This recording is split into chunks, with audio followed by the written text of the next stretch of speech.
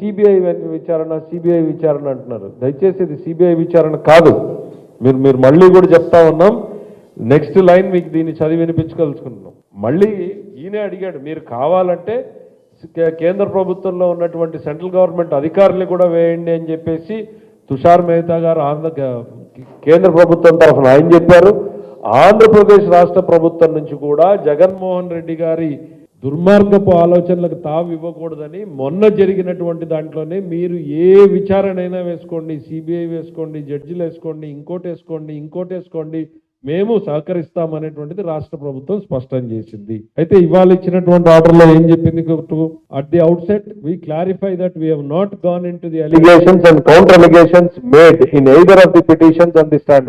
ఆరోపణల మీద ప్రత్యారోపణల మీద మేము అసలు లోపలికి పోనే లేదు అని మీరు కోర్టు ఏదో వెళ్ళిపోయినట్టు, రాష్ట్ర ప్రభుత్వాన్ని ఏదో తప్పు పట్టినట్టు, ఏలెత్తి చూపించినట్టు గంటన్నర సేపు కంఠశోష పెట్టారు. సుప్రీంకోర్టు రాతపూర్వకంగా ఇచ్చిన జడ్జిమెంట్ నే వక్రీకరణ చెప్పగలిగినటువంటి సమర్థుడు జగన్మోహన్ రెడ్డి గారు. మీరు చాలా గొప్పవాళ్ళు. మీరు